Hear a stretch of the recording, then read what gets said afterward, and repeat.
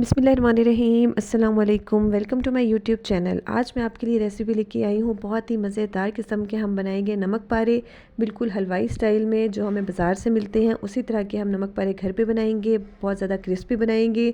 उसकी तमाम tips tricks, किस तरह से हम इसको फ्राई कर सकते हैं, ऑयल का टेम्परेचर क्या होना चाहिए और ये कितने मज़े के बन के तैयार होंगे। तो चलिए बनाते हैं नमक पारे, वो भी मेरे स्टाइल में, और अपनी रेसिपी स्टार्ट करते हैं। नमक पारे बनाने के लिए सबसे पहले मैंने यहाँ पे एक बाउल लिया है, उसके ऊपर छलनी रख रही हूँ और साथ में हम ऐड करेंगे इसमें मैदा। 2 कप मैदा इसमें जाएगा टोटल, और उसको हम सिफ्ट करके यूज़ करेंगे, क्योंकि हम हमेशा मैदा जब भी यूज़ करते हैं उसको सिफ्ट करके यूज़ किया करें, ताकि उसमें कोई गुठलियाँ हैं, कोई लम्स वगैरह है वो रिमूव हो जाए, क्योंकि इससे जो है आपकी रेसिपी ख़राब भी हो सकती है अगर आप इसको सिफ्ट नहीं करेंगे। ये देखिए मैंने 1 कप इसमें डाला है, उसको सिफ्ट कर लिया है। इसके साथ ही अब मैं इसके अंदर दूसरा कप डालूँगी और इस वाले मैदे को भी हम अच्छे से सिफ्ट कर लेंगे। बहुत ही इससे हमारा एरी सा बैटर बनता है। ये अगर हम डो बना रहे हैं तो वो बहुत अच्छे से स्मूथ सी हमारी डो बन के तैयार होती है। 2 कप मैंने मैदा ले लिया है। अब इसके अंदर मैं ऐड कर रही हूँ सॉल्ट जाएगा यहाँ पे ½ टीस्पून, और इसके साथ ही यहाँ पे मैं ऐड कर रही हूँ अजवाइन, कैरम सीड्स। ठीक है, मैंने 1 टीस्पून लिए हैं और इसको हम हाथों से इस तरह से अच्छे से मसल लेंगे। उससे जो है ये जो सीड्स हैं इसके टूट जाते हैं और अच्छे से जो है ना इसका जो स्मेल है, जो अरोमा है, जो खुशबू है वो बहुत अच्छी आती है। ये मैंने इसमें ऐड कर दिए हैं। अगर आपके पास ये ना हो तो इसकी जगह पे आप ज़ीरा जो है, जो वाइट क्यूमन होते हैं, सफ़ेद ज़ीरा, वो भी आप ऐड कर सकते हैं ½ टीस्पून। उसको भी इसी तरह से आप हाथों की मदद से मसल के इसमें ऐड कर दीजिएगा। इसको मैंने अच्छे से मिक्स कर लिया है। अब मैं यहाँ पे ऐड कर रही हूँ घी। ऑयल आपने यूज़ नहीं करना इसकी डो में, घी हम यूज़ कर रहे हैं, और 1/4 कप के बराबर मैंने यहाँ पे ऐड किया है। अगर आप टेबल स्पून की मेजरमेंट चाहते हैं तो वो 4 टेबल स्पून होगा। ठीक है, ये मैंने इसके अंदर ऐड किया है। और घी आप कोशिश कीजिएगा कि मेल्ट किया हुआ हो तो ज़्यादा बेहतर है, क्योंकि जब हम जमा हुआ घी यूज़ करते हैं तो उसकी क्वांटिटी जो है वो बढ़ जाती है। ठीक है, यहाँ पे मैंने 1/4 टीस्पून जो है मैंने घी ऐड किया है, और इसको इस तरह से हम हाथों की मदद अच्छे से हम इसको मसल लेंगे और इसके क्रम्स बना लेंगे। ठीक है, इस तरह से हमने जो है ना इसके क्रम्स बना लेने हैं। और ये देखिए इसकी पहचान ये है कि ये जो है अच्छे से हमारे हाथ में ये जुड़ना चाहिए। अब इसके अंदर जो है मैं पानी ऐड कर रही हूँ थोड़ा थोड़ा करके। मैंने ½ कप पानी लिया है और उसमें से कितना पानी इसके अंदर मैं यूज़ करूँगी वो मैं आपको साथ साथ बता दूँगी। ठीक है, थोड़ा थोड़ा करके मैं इसके अंदर ऐड कर रही हूँ, और जो है ना हम इसकी जो है वो डो तैयार कर लेंगे। इसकी जो डो होगी, जो नमक पारे की हम डो तैयार करते हैं, वो सॉफ्ट नहीं होगी, थोड़ी सी हार्ड साइड पे हम इसको रखेंगे।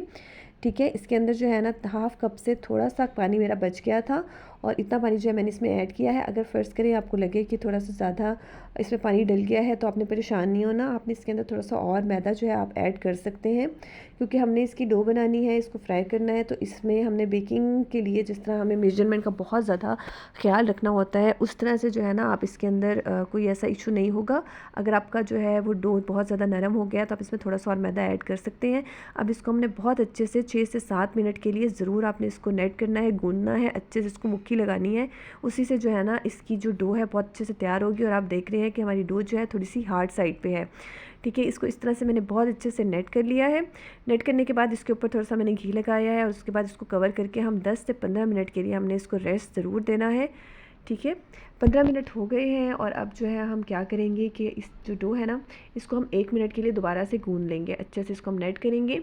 अब ये थोड़ी सी जो है ना सॉफ्ट भी हो गई होगी, और इसको जो है हमने इस तरह से नेट कर लेना है।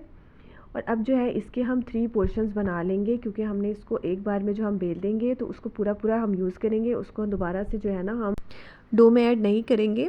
ठीक है, ये देखिए इस तरह से जो है ना मैंने 3 पोर्शंस कर लिए हैं, और उसके बाद इसकी इस तरह से जो है ना हम बॉल बना लेंगे। और दूसरी बात यह है कि इसको जब हम बॉल्स बना लेंगे, पेड़े बड़े साइज़ के बना लेंगे, तो बाकी की जो है ना उसको हम कवर करके रखेंगे, क्योंकि इसके ऊपर जो है वो ड्राइनेस जो है वो ना आए। ठीक है, ये देखिए इस तरह से जो है ना मैंने 3 पोर्शंस बना लिए हैं। और कोई ऐसा मसला नहीं है कि आपके इक्वल नहीं है, या छोटा है या बड़ा है। ठीक है, किसी भी तरह से आप इसके जो है ना पोर्शंस बना लें, तो भी इस वजह से है ताकि बेलने में भी मुझे आसानी हो। ठीक है, हमने काउंटर पे जो बेलना है तो बहुत ज़्यादा हम जितना हम हैंडल कर सकेंगे हम उतना ही इसका जो है ना वो साइज़ रखेंगे। अब मैंने एक बॉल लिया है, और बाकी के जो है ना उनको मैंने कवर करके साइड पे रख दिया है। अपने काउंटर पे जो है यहाँ पे अब हम मैदा डस्ट कर लेंगे, ताकि नीचे जो है वो स्टिक ना हो। अच्छे से हमने मैदा डस्ट कर लेना है। उसके बाद हम इसको बहुत अच्छे से बेल लेंगे, और इसकी थिकनेस कितनी रखेंगे मैं भी आपको दिखाऊंगी। इसकी जो हम थिकनेस रखेंगे रोटी की, वो हम एक रोटी जो के साइज़ की हमने इसकी थिकनेस रखेंगे, जो हम रोटी चपाती वगैरह बनाते हैं उस साइज़ की हमने इसकी थिकनेस रखनी है। मैं भी आपको दिखाती हूँ कि हमने इसको कितना जो है वो थिन बेलना है। बहुत ज़्यादा हमने इसको मोटा भी नहीं रखना और बहुत ज़्यादा बारीक भी नहीं रखना, ठीक है। ये देखिए इसको मैंने बेल लिया है और अभी मैं आपको इसकी थिकनेस दिखाती हूँ कि ये कितनी हमारी जो है ना इसकी थिकनेस होनी चाहिए। ये देखें इस वाली जो है ना इतनी हमारी इसकी रोटी की जो मोटाई है वो इतनी होनी चाहिए, थिकनेस इतनी होनी चाहिए। अब हम क्या करेंगे, सिंपल कोई भी कटर ले लें, कोई नाइफ़ ले लें, उसके साथ जो है ना हम इसके अंदर कट्स लगा लेंगे इस तरह से। आप पहले सीधे लगा लें या फिर इस तरह से तिरछे लगा लें, जिस तरह से भी आप बनाना चाहें। और उसके बाद जो है ना इस तरह से ये देखिए हमने इसके रेक्टेंगल टाइप जो है बना लिए हैं। और ये भी मैं आपको दिखाती हूँ कि इसका साइज़ और शेप आप अपनी मर्ज़ी से रख सकते हैं, छोटा बड़ा आप कर सकते हैं। ये देखिए नॉर्मल साइज़ का जो है ना हमारा ये नमक पारा बन के तैयार होगा माशाल्लाह। ये देखिए अब आप इसका देखिए कितना मज़े का हमारा साइज़ जो है बन के तैयार हो गया है। ऑयल जो है यहाँ पे हमने पहले से ही रख दिया था गर्म होने के लिए। ऑयल का टेम्परेचर आपका इतना होना चाहिए कि जब इसमें नमक पारा डालें तो वो ऊपर आ जाए। और उसके बाद आपने इसको मीडियम लो फ्लेम के ऊपर जो है ना आपने इसको फ्राई करना है, ताकि जो है ना एकदम से, वरना इसके ऊपर कलर आ जाएगा और अंदर से जो है ना ये कच्चे रह जाएंगे और क्रिस्पी नहीं होंगे। ठीक है, आपने इसको मीडियम टू लो फ्लेम के ऊपर आपने इसको जो है ना आंच हल्की करके आपने इसको फ्राई करना है तकरीबन 7 से 8 मिनट के लिए, ताकि जो है ना इसका जो है अंदर तक ये अच्छे से पके और खस्ता से हमारे जो है ना नमक पारे बन के तैयार होंगे। उसके बाद एंड में जो है ना आपने इसका फ्लेम तेज़ करके आपने इसको कलर दे लेना है। ठीक है, बिल्कुल हलवाई वाला सीक्रेट है, बिल्कुल इस तरह से ही बाज़ार में कमर्शियल स्टाइल में जो है ना वो तैयार किए जाते हैं। ये देखिए अब इसके ऊपर कलर आना स्टार्ट हो गया है यहाँ पे जो है ना, और इसको जो है मैं स्लो फ्लेम पे, मीडियम टू लो फ्लेम पे जो है ना मैं इसको फ्राई कर रही हूँ। ये देखिए माशाल्लाह इनके ऊपर आहिस्ता आहिस्ता कलर आना स्टार्ट हो गया है और बहुत अच्छे से क्रिस्पी से ये बन रहे हैं। अब थोड़ा सा मैंने यहाँ पे फ्लेम इसका तेज़ किया है और उसके बाद जो है ना अब इसको हम निकाल लेंगे। कलर इसका देखिए माशाल्लाह कितना मज़े का जो है वो बन के आ गया है, गोल्डन से हमारे फ्राई हो गए हैं। और जब ये ठंडे होंगे तो ये थोड़े से और भी जो है ना इसका कलर डार्क हो जाएगा। अब इसको हम किसी भी छन्नी में निकाल लेंगे ताकि इसका एक्स्ट्रा ऑयल जो है वो निकल जाए, ड्रेन हो जाए। वरना अगर इसको हम प्लेट में निकालेंगे तो जो है ना ये सौगी हो सकते हैं। इसको अपने हवा लगवानी है और इसका ऑयल जो है अच्छे से ड्रेन करना है। ये देखिए इसी तरह से मैंने बाकी के सारे नमक पारे जो है बनाकर तैयार कर लिए थे, उनको फ्राई कर लिया था। और देखिए 2 कप मैदे से कितने सारे हमने नमक पारे बनाकर तैयार कर लिए हैं। और ये देखिए माशाल्लाह ये कितने खस्ता बन के तैयार हुए थे और बच्चों को इतने मज़े के लगे थे कि बिल्कुल बाज़ार जैसे आपने जो है ना घर पे बनाकर तैयार कर लिए। मैं इसी तरह से मज़े मज़े की रेसिपीज़ आपके लिए लाती रहती हूँ। अगर आपको मेरी रेसिपी पसंद आए तो लाइक करें, शेयर करें, कमेंट करें। चैनल पर न्यू है तो सब्सक्राइब कर दीजिएगा प्लीज़। Thank you. अल्लाह हाफ़िज़।